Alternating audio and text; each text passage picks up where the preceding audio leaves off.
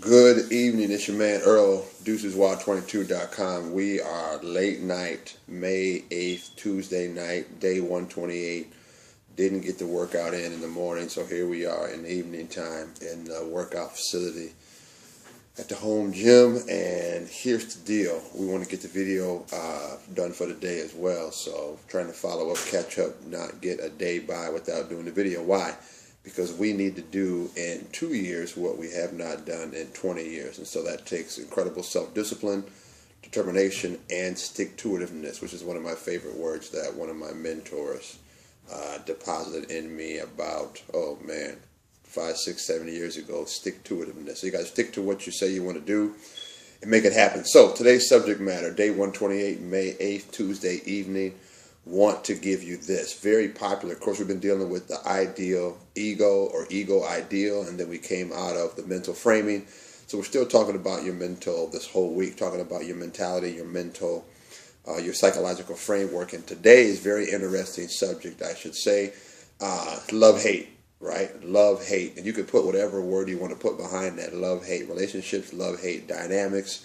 I don't really want to put a third word behind that because that also puts you in a certain framework. Hello, get it? So I just want to say this love-hate, and I want to give you this statement, if you will. Because you love this, do not hate that, all right? Because there's a lot of money in hatrionism, all right? I came across that word in some literature, hatrionism, like there's patriotism, right? But there's also hatrionism, all right? And this is what I've learned as I've looked at this a couple of days before I did my video. There's a lot of money in hatrionism. It's a well-paying gig because guess what? A lot of people make their money hating or pushing hate or putting out hateful propaganda. Now, I'm just going to give you a couple of examples of this love-hate, right? Because you love chocolate, do not hate vanilla, right? Why? Why do you hate vanilla? You can choose not to like it, but hate puts it on a whole different plane, right? Because you love working out, don't hate people who don't work out. Now, what are we talking about? Remember, we're talking about working on your mentality, working on your mental framework, so you're not a imbalanced person, but you are a balanced person. So don't get caught in this love-hate relationships or love-hate dynamics. And I'm just going to kind of give you this, right? Watch this. There's a lot of money made in love-hate, right? And what happens is people are monetizing the hate of another. A lot of political talk shows vilify the other side because guess what? They want to attract a certain amount of advertising from a certain amount of people that believe in what they believe in. And so instead of just dealing with the facts on why they believe what they believe, they spend a lot of time hating and pushing and putting out propaganda to hate the other side, right? Love, hate makes a ton of money. What do? You have to vilify or create a villain out of the side that you hate, right? So you have the villain/hero mentality, right? And by the way, today's National Teacher Day, to all my teachers out there. So happy Teacher's Day, if you will. May 8th is National Teacher's Day. So hate is an incredible occupation that pays well. I want you to be very mindful that you don't have to hate something because you like this. It's okay to just like what you like without hating on the other thing. Now, I'll dibble dab on this, and we're going to come back and do another video later on in the year about love-hate. But here's what it comes down to in an interpersonal relationship, right?